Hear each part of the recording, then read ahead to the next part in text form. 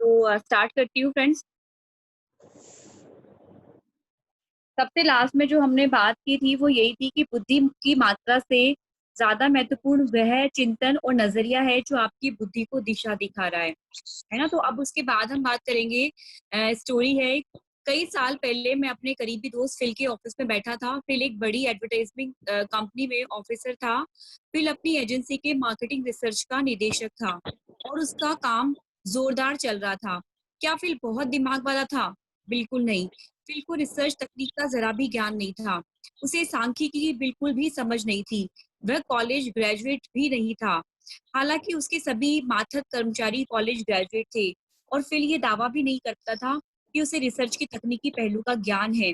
तो फिर में ऐसी क्या खास बात थी जो उसे साल भर में $30,000 मिलते थे, जबकि उसके माथकों को सिर्फ $10,000 ही मिलते थे। फिल इंसानों का इंजीनियर था। फिल 100% सकारात्मक था। जब लोगों का उत्साह ठंडा पड़ जाता था तो फिल उन्हें प्रेरित कर सकता था। फिल उत्साही था, वह उत्साह पैदा कर सकता था। फिल में लोगों की समझ थी, इसलिए वह सचमुच जानता था कि उनके उनके लोगों से कैसे काम लिया जा सकता है। और इससे भी बड़ी बात यह कि वह उन लोगों को पसंद करता था। कंपनी ने फिल को उन कर्मचारियों से 3 गुना ज्यादा बहुमूल्य समझा जिनमें उससे ज्यादा आईक्यू या दिमाग था। और निश्चित रूप से फिल में बुद्धि तो कम थी, परंतु उसके सोचने के तरीके या नजरिए ने उसे कंपनी के लिए इतना मूल्यवान बना दिया था। कॉलेज में दाखिल होने वाले 100 में से सिर्फ 50% ही ग्रेजुएट हो पाएंगे। मैं ये जानकर हैरान हुआ, इसलिए मैंने एक बड़ी यूनिवर्सिटी के डायरेक्टर ऑफ एडमिशन से इसका कारण पूछा। उसने कहा, इसका कारण कम बुद्धि नहीं है। अगर उनमें पर्याप्त योग्यता नहीं होती तो हम उन्हें दाखिला ही नहीं देते। और सवाल पैसे का भी नहीं है। आजकल जो भी अपने कॉलेज की फीस के लिए काम करने को तैयार है, उसके लिए काम की कोई कमी नहीं है। असली कारण है नजरिया या रवैया। आपको ये जानकर ताज्जुब होगा कि कितने सारे नौजवान सिर्फ इसलिए कॉलेज छोड़ देते हैं क्योंकि उन्हें प्रोफेसर पसंद नहीं होते, या उन्हें अपने विषय में मजा नहीं आता, या उन्हें पसंदीदा साथी नहीं मिलते। नकारात्मक नजरिए के कारण ही कई जूनियर एग्जीक्यूटिव ऊंचे पदों पर नहीं पहुंच पाते। कई हजारों युवा एग्जीक्यूटिव्स हैं जिनमें पर्याप्त बुद्धि तो है, परंतु उनका रवैया नकारात्मक, चिड़चिड़ा, निराशावादी और अपमानजनक है। जैसा एक एग्जीक्यूटिव ने मुझे बताया, ऐसा दुर्लभ ही है कि हम किसी युवा ऑफिसर को दिमाग या बुद्धि की कमी के कारण प्रमोशन नहीं देते। लगभग हमेशा इसका कारण होता है उसका रवैया या नजरिया। मुझे एक बीमा कंपनी ने एक रिसर्च करने को कहा। वे ये जानना चाहते थे कि उनकी चोटी के 25% एजेंट 75% बीमा करने में सफल क्यों हो रहे हैं, जबकि सबसे नीचे के 25% एजेंट कुल बीमे का सिर्फ 5% ही कर पा रहे हैं। इसका क्या कारण था? हजारों फाइलों को गौर से देखा गया। इस रिसर्च में एक बात उभर कर आई कि सबसे चोटी के और सबसे निचले बीमा एजेंटों की बुद्धि में कोई खास अंतर नहीं था। उनकी सफलता में अंतर का कारण उनकी शिक्षा का अंतर भी नहीं था। बेहद सफल और बहुत असफल लोगों में जो सबसे बड़ा अंतर पाया गया वह था उनके रवैये या नजरिए का। चोटी के बीमा एजेंट चिंता कम करते थे, ज्यादा उत्साही थे और लोगों को सचमुच पसंद करते थे। हाँ रेनू, एक बार यहाँ पे बताना चाहूंगी कि देखिए दोस्तों, क्या फर्क था, है ना। उत्साह, उत्साह ही रहता था वो हमेशा। उत्साह हमें भी रखना है, ऑलवेज बी एक्साइटेड हम भी बोलते हैं ना। तो उत्साहित हमें रहना ही रहना है ऊपर पहुंचने के लिए, और खुश रहना है। वो क्या है, खुश, खूब खुश रहते थे और लोगों को वो पसंद भी करते थे। तो आपको भी दिल से लोगों को पसंद करना है ना। ये हर जगह लागू होता है, हमारे बिजनेस में भी लागू होता है कि हम लोगों को दिल से रेस्पेक्ट दे, दिल से उनको पसंद करे, दिल से उनकी ग्रोथ की कामना करे। मैं सच कह रही हूँ, बिजनेस इतना आसान है और इतने लीडर टीम में आ रहे हैं सच में, जो हम अफर्मेशन देते हैं ना, कमाल हो रहा है, कमाल। और आई थिंक सबके साथ हो रहा होगा। तो बिल्कुल आगे रेनू। हम अपनी बुद्धि की मात्रा को तो बदल नहीं सकते, परंतु हम उस तरीके को तो बदल ही सकते हैं जिससे हम अपनी बुद्धि का इस्तेमाल करते हैं। ज्ञान ही शक्ति है, अगर आप इसका रचनात्मक प्रयोग करें। बुद्धि के बहाना साइटिस से जुड़ी हुई एक गलत धारणा यह है कि ज्ञान ही शक्ति है, परंतु ये बात पूरी तरह से सही नहीं है। ये केवल आधी सही है। ज्ञान केवल संभावित शक्ति है। ज्ञान शक्ति तभी बनता है जब इसका उपयोग किया जाता है, और सिर्फ तभी जब ये उपयोग सकारात्मक और रचनात्मक हो। एक बार महान वैज्ञानिक आइंस्टीन से किसी ने पूछा कि एक मील में कितने फुट होते हैं। आइंस्टीन ने जवाब दिया, मुझे नहीं मालूम। मैं अपने दिमाग में ऐसी जानकारी क्यों भरूं जो मैं किसी भी किताब से 2 मिनट में हासिल कर सकता हूँ। आइंस्टीन ने हमें एक बहुत बड़ा सबक सिखाया है। उसका मानना था कि हमें अपने दिमागों को तथ्यों या जानकारी का गोदाम बनाने से बचना चाहिए, और बजाय इसके ये ज्यादा महत्वपूर्ण था कि हम अपने दिमाग को सही तरीके से सोचें। एक बार हेनरी फोर्ड ने शिकागो ट्रिब्यून पर मानहानि का मुकदमा ठोक दिया। कारण यह था कि उस अखबार ने फोर्ड को अज्ञानी कह दिया था। फोर्ड ने उसे ये सिद्ध करने को कहा। ट्रिब्यून ने फोर्ड से दर्जनों सवाल पूछे, जैसे बेनेडिक्ट अर्नोल्ड कौन थे, क्रांति का युद्ध कब लड़ा गया था, इत्यादि। और फोर्ड ज्यादातर सवालों के जवाब नहीं दे पाए क्योंकि उनकी औपचारिक शिक्षा कम हुई थी। आखिरकार फोर्ड काफी परेशान होकर गुस्से से बोले, मैं इन सवालों के जवाब तो नहीं जानता, परंतु मैं 5 मिनट में ऐसे आदमी को ढूंढ सकता हूँ जो इन सारे सवालों के जवाब जानता हो। हेनरी फोर्ड ने फालतू की जानकारी हासिल करने में कभी रुचि नहीं ली।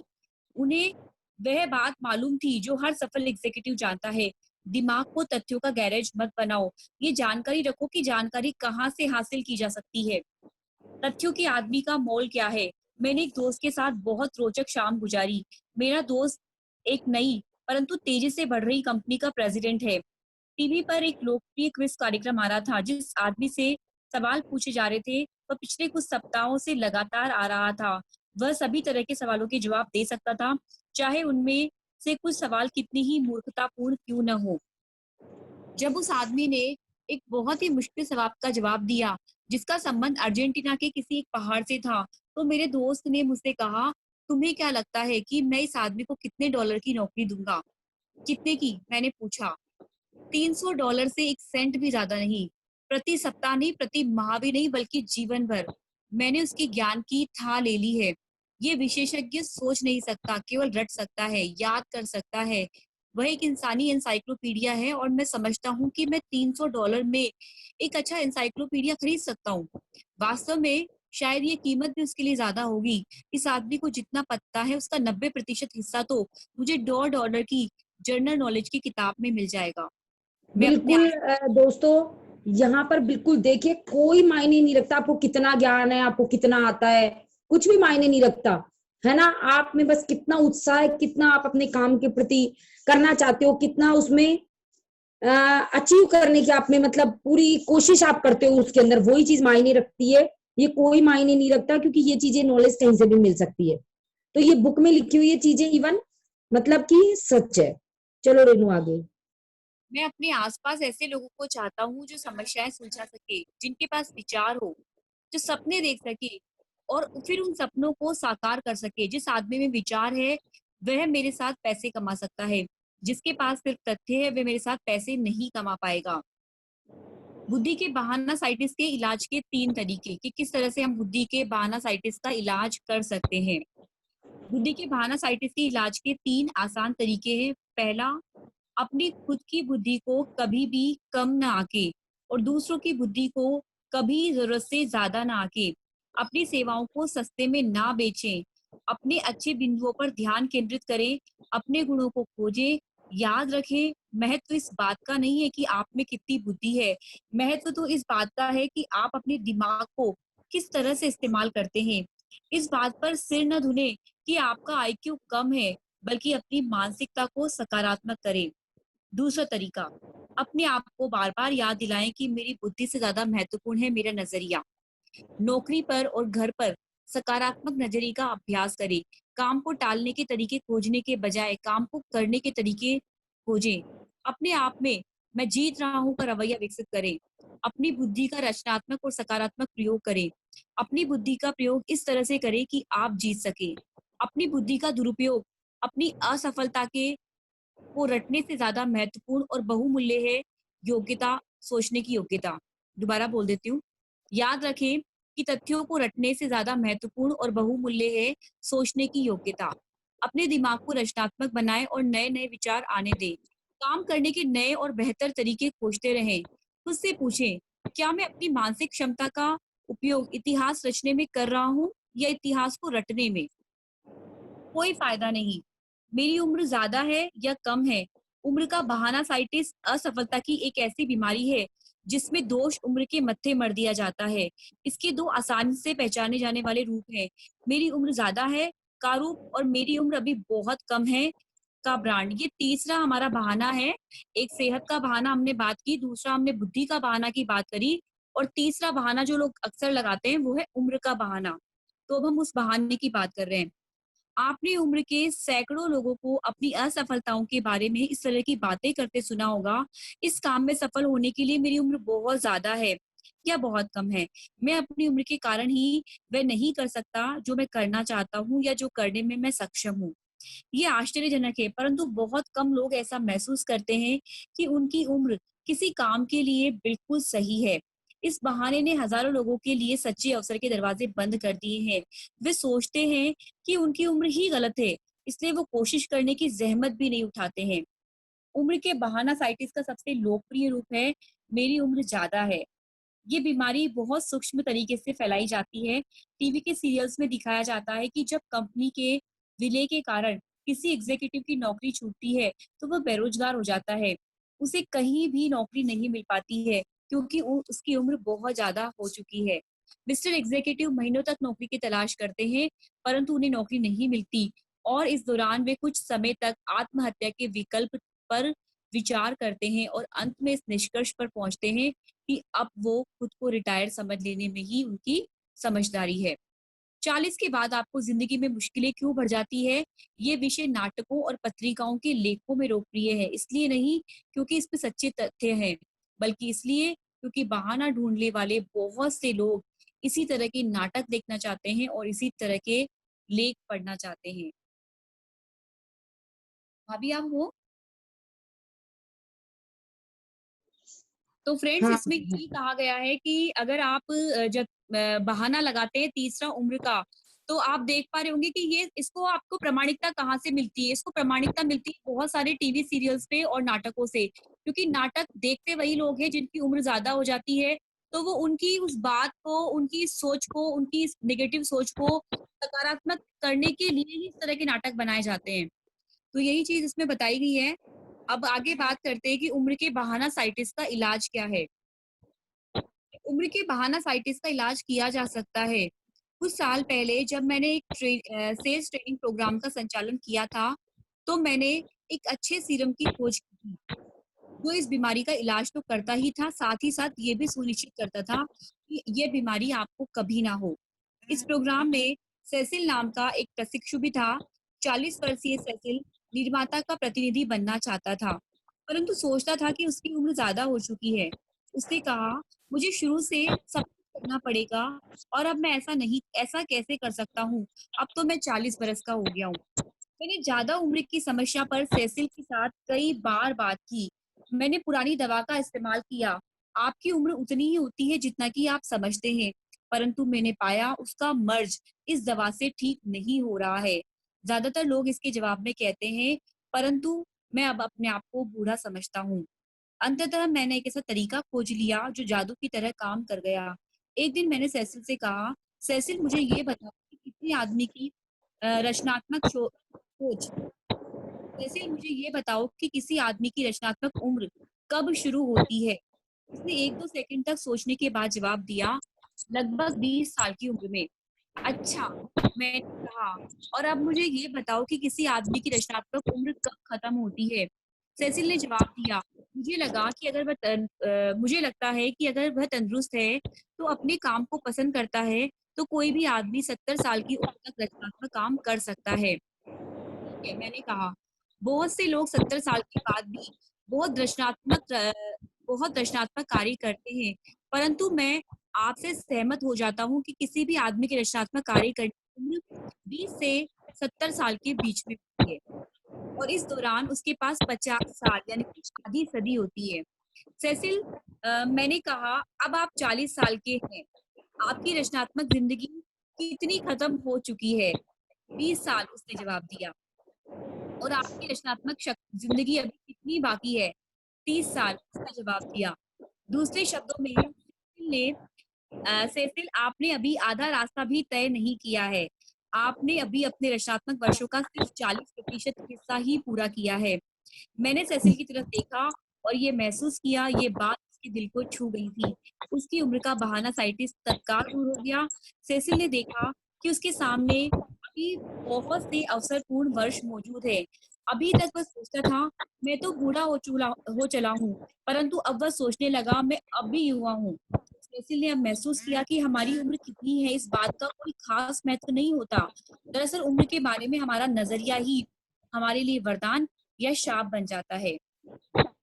बिल्कुल दोस्तों, बिल्कुल रेनू, यहाँ पे मैं बोलना चाहूंगी कि देखिए दोस्तों, कितना अच्छा एग्जाम्पल देकर के बताया, कितना अच्छा, उसी से उसका आंसर निकलवा लिया। तो ये तरीके हमको भी सीखने, क्वेश्चन करके आंसर निकलवाने के, है ना।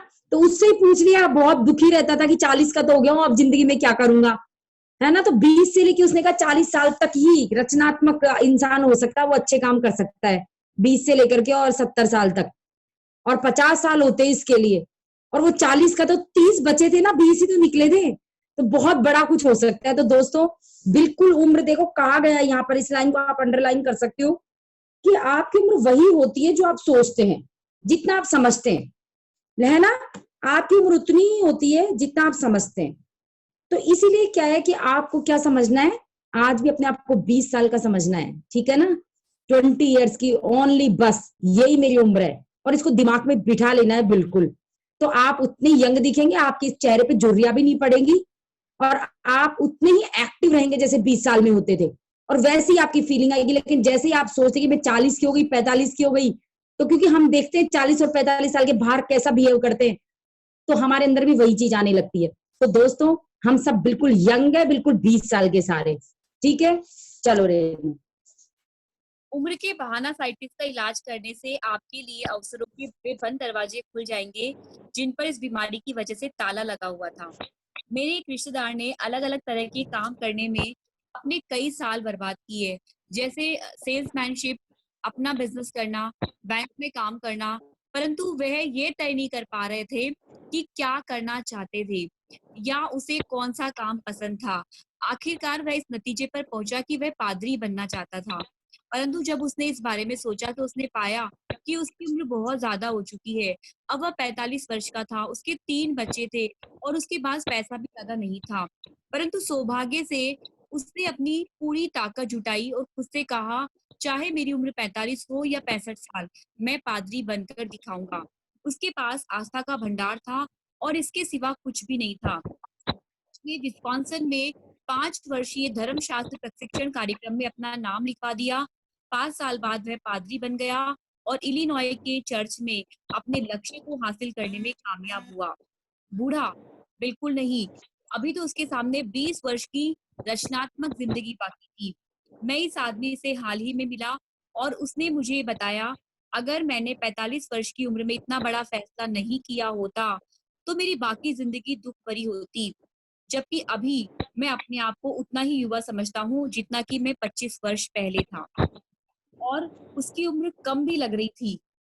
जब आप उम्र के बहाना साइटिस को हरा देते हैं तो इसका स्वाभाविक परिणाम यह होता है कि आप में युवावस्था का आशावाद आ जाता है और आप युवा भी दिखने लगते हैं।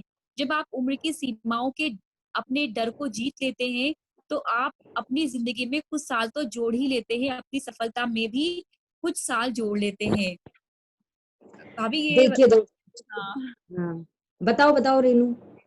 कितनी अच्छी बात है कि जब आप वाकई में फील करने लगते हैं ना कि अभी तो बहुत कुछ बाकी है, अभी तो मेरी उम्र ही क्या है। जब आप ऐसा बोलने लगते हैं, ऐसा सोचने लगते हैं, तो वाकई में आप अपनी उम्र से कुछ साल यंग दिखने लगते हो वाकई में।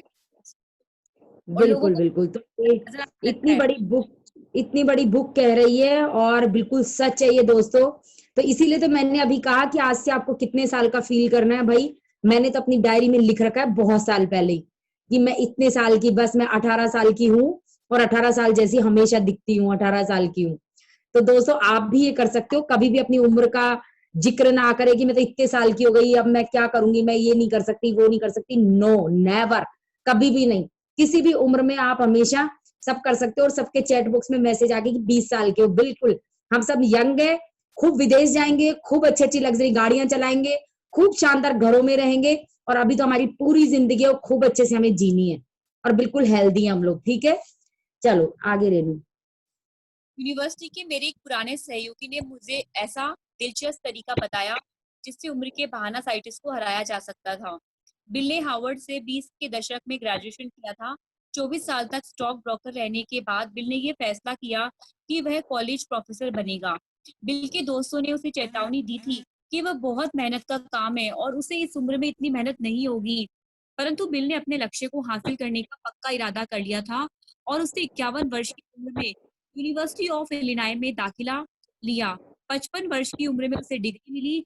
आज बिल एक बढ़िया आर्ट्स कॉलेज में डिपार्टमेंट ऑफ इकोनॉमिक्स का चेयरमैन है। वह सुखी भी है। वह मुस्कुराते हुए कहता है, अभी तो मेरी जिंदगी के 1/3 बेहतरीन साल बाकी है। ज्यादा उम्र का बहाना असफलता देने वाली बीमारी है, इसे हराए वरना ये आपको हरा देगी। कोई आदमी ज्यादा छोटा कब होता है? मेरी उम्र अभी बहुत कम है भी उम्र के बहाना साइटिस का एक प्रकार है जिसने कई लोगों का भविष्य चौपट कर दिया। लगभग 1 साल पहले जेरी नाम का एक 23 वर्षीय युवक मेरे पास एक समस्या लेकर आया। जेरी सर्विस में एक पैरा ट्रूपर था और इसके बाद वह कॉलेज गया था। कॉलेज जाते जाते भी जेरी ने अपनी पत्नी और बच्चों की खातिर एक बड़ी ट्रांसफर एंड स्टोरेज कंपनी के लिए सेल्समैन का काम किया था। उसने बहुत बेहतरीन काम किया, कॉलेज में भी और कंपनी में भी। परंतु आज जेरी चिंतित था। डॉक्टर श्वार्ट्ज ने कहा, मेरी एक समस्या है। मुझे कंपनी ने सेल्स मैनेजर बनाने का फैसला किया है।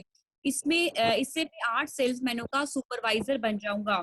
मैंने कहा, बधाइयाँ, ये तो बहुत बढ़िया बात है। फिर तुम इतने परेशान क्यों दिख रहे हो? उसने जवाब दिया, मुझे जिन 8 लोगों का सुपरवाइजर बनाया गया है वे सभी मुझसे 7 साल से लेके 21 साल तक बड़े हैं। मुझे ऐसे में क्या करना चाहिए? क्या ये काम मैं ठीक से कर सकता हूँ? जेरी, मैंने कहा, तुम्हारी कंपनी का जनरल मैनेजर तो यही समझता है कि तुम ये काम ठीक से कर पाओगे, वरना वह तुम्हें सुपरवाइजर बनाता ही क्यों?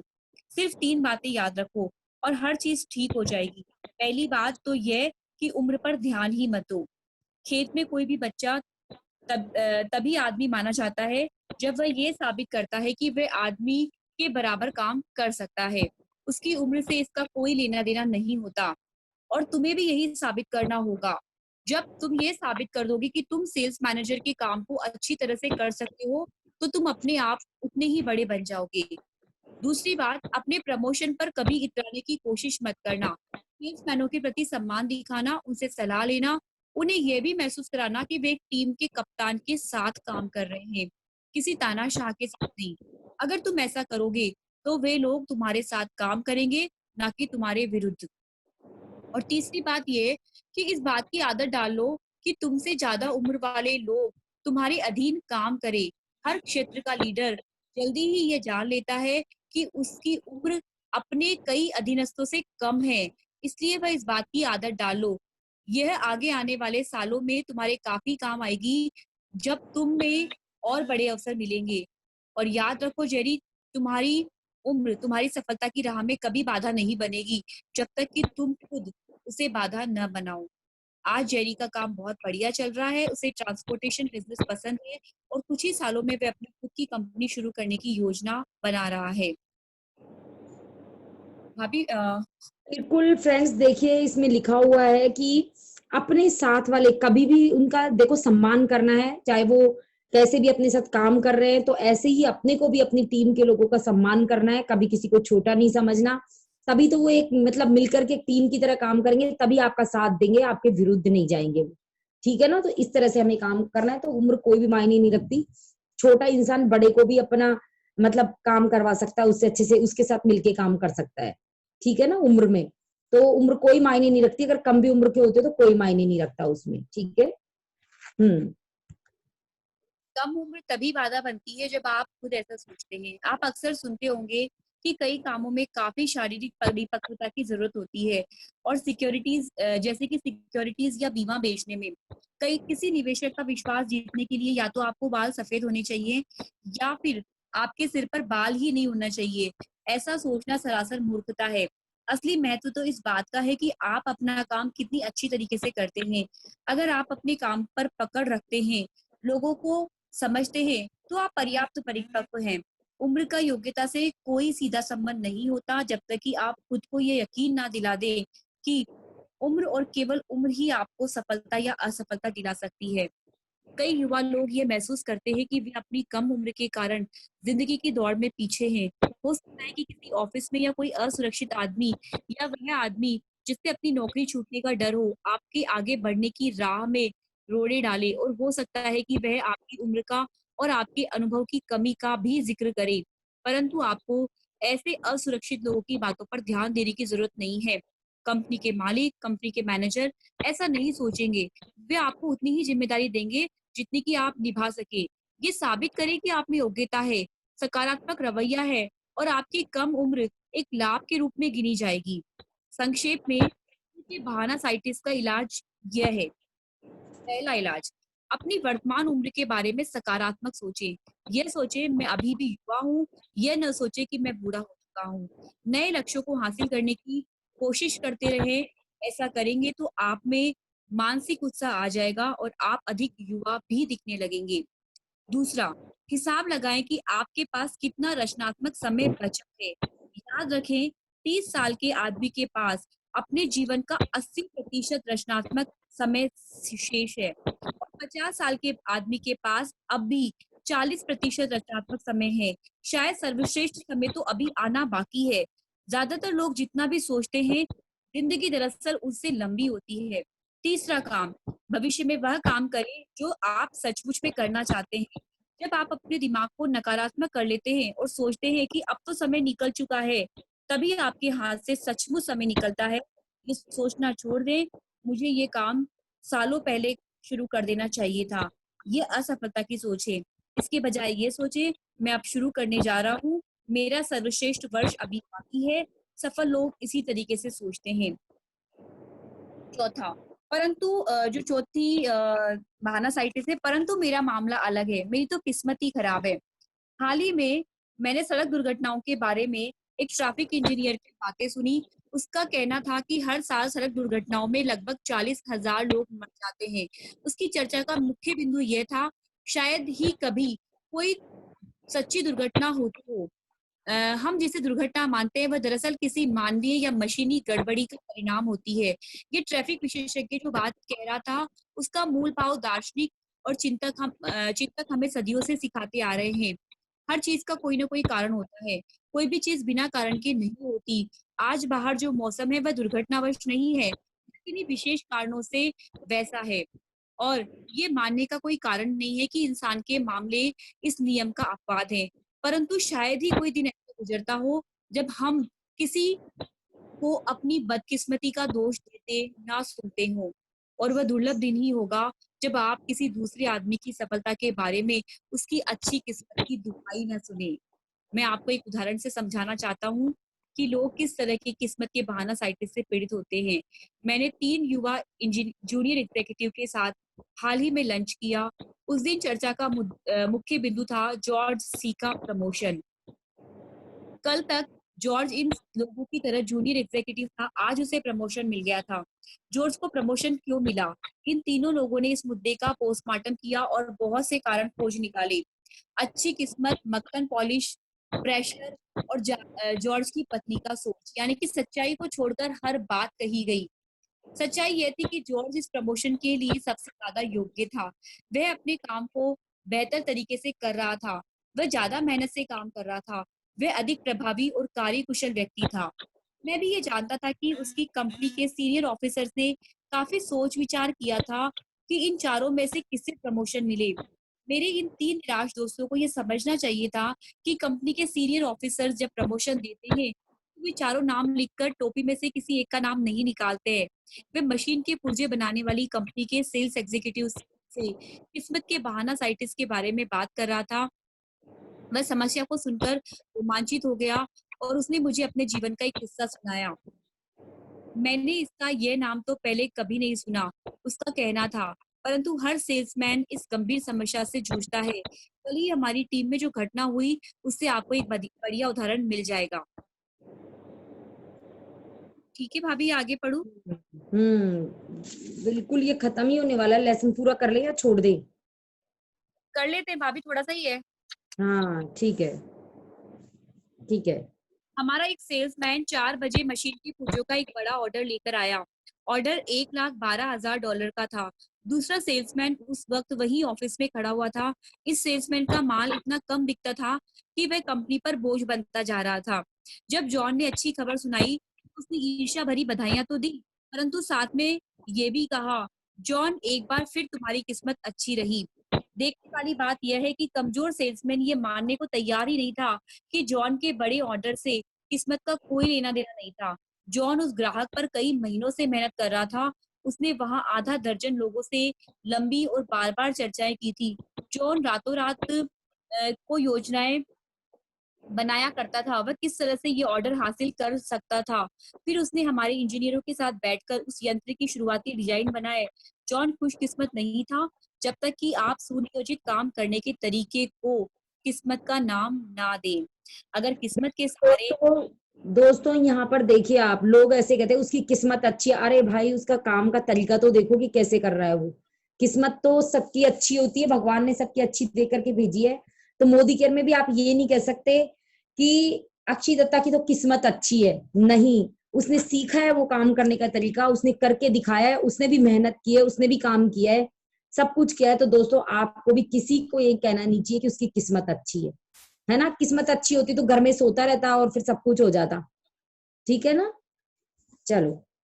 अगर किस्मत के सहारे हम जनरल मोटर्स को एक बार फिर से गठित करें, अगर किस्मत ही ये तय करेगी कौन आदमी मैनेजर बनेगा और कौन चपरासी, तो इस देश का हर बिजनेस चौपट हो जाएगा। एक मिनट के लिए कल्पना करें कि जनरल मोटर्स को हम किस्मत के सहारे पूरी तरह पुनर्गठित करें। इस काम के लिए हम एक बक्से में सभी कर्मचारियों के नाम की पर्ची डाल दें। पर्ची उठाने पर जिसके भी नाम की पहली पर्ची खुलेगी, उसे हम प्रेसिडेंट बना देंगे। दूसरे नाम वाले को वाइस प्रेसिडेंट, और इसी क्रम में हम नीचे जाते जाएंगे। ये मूर्खतापूर्ण लगता है, नहीं क्या? परंतु किस्मत जब तक काम करती है तो इसी तरीके से करती है। जो लोग किसी भी व्यवसाय में चोटी पर पहुंचते हैं, चाहे वो बिजनेस हो, मैनेजमेंट हो, सेल्समैनशिप हो, कानून हो, इंजीनियरिंग हो, अभिनय हो या कोई और क्षेत्र हो, वे इसलिए चोटी पर पहुंचते हैं क्योंकि उनका नजरिया उत्कृष्ट होता है और इसके साथ ही वो कड़ी मेहनत भी करते हैं। अब किस्मत के बहाना साइटिस्ट को किस तरीके से जीता जा सकता है, उसके तरीके बात करेंगे हम लोग। पहला, कारण और परिणाम के नियम को स्वीकार करें। जब आपको लगे कि कोई आदमी खुशकिस्मत है, तो जरा गौर से देखें। तब आपको ये दिखेगा कि जिसे आप पहली नजर में अच्छी किस्मत समझ रहे थे, दरअसल वह तैयारी, योजना और सफलता के नजरिए का परिणाम है। इसी तरह किसी आदमी की बदकिस्मती को भी गौर से देखें। आपको उसके पीछे कुछ भी कारण, कई कारण मिलेंगे। मिस्टर सफल को जब ये झटका लगता है कि तो वे उससे कुछ सीखते हैं और उसका लाभ उठाते हैं, परंतु जब मिस्टर असफल हारते हैं तो वे अपनी असफलताओं से कुछ नहीं सीखते और बहाने बनाते रहते हैं। दूसरा तरीका, कभी भी दीवार स्वप्न ना देखें। अपनी मानसिक ऊर्जा को ऐसे सपने देखने में जाया ना करें जिसमें आप बिना मेहनत के सफलता हासिल की जा सकती हो। हम किस्मत के सहारे सफल नहीं होते। सफलता उन चीजों को करने से आती है और उन सिद्धांतों में पारंगत होने से मिलती है जो सफलता में सहायक होते हैं। प्रमोशन, जीत, जीवन की अच्छी चीजों में किस्मत का सहारा न ले। किस्मत से ये चीजें नहीं मिला करती। इसके बजाय आप अपने आप में ऐसे गुण विकसित करें कि आप सचमुच एक विजेता बन जाएं। बिल्कुल बिल्कुल बिल्कुल। हमारा लेसन खत्म हो गया। कल हम थर्ड वो पढ़ेंगे। इसका लेसन विश्वास जगाइए, डर भगाइए। तो दोस्तों मैं आपको बताना चाहूंगी कि 3 तरह के बहाना साइटिस होते हैं और इनका इलाज बता दिया गया। तो आप किसी के पास कोई बहाना नहीं होना चाहिए। बहाना होता था सेहत का, बहाना होता था किसका और किसका था? सेहत का, बुद्धि का, हाँ, बुद्धि का और उम्र का। उम्र ठीक का, है। किस्मत का। हाँ, तो ये किस्मत का, हाँ किस्मत का। तो ये 4 तरह के बहाने थे हमारे पास में। आप शायद दूर हो चुके होंगे आपके सबके, और अब हमें पॉजिटिव बोलना है। इन बहानों को हमारी जिंदगी में नहीं लाना। उम्र अभी हमारी कुछ भी नहीं है, सेहत में हम तंदुरुस्त हैं, और किस्मत सबकी बहुत अच्छी होती है। ठीक है। तो चलिए कल हम आगे का लेसन देखेंगे, और अब हम अफर्मेशंस करेंगे। रीडर होते हैं, और जो बुक पढ़ता है ना डेली, पहले अपने माइंड को खाना खिलाता है। आप देखिएगा, जो रेगुलर इसको अटेंड करेगा या रेगुलर बुक पढ़ेगा ना, वो आप देख लीजिएगा कितनी बड़ी सफलता प्राप्त करता है। आपके सामने 1 साल आप इस चीज को करके देखो, यकीन मानो बिल्कुल सच्चाई है। ठीक है, तो ये सेशन हमने इसीलिए शुरू किया। और अब अफर्मेशंस के लिए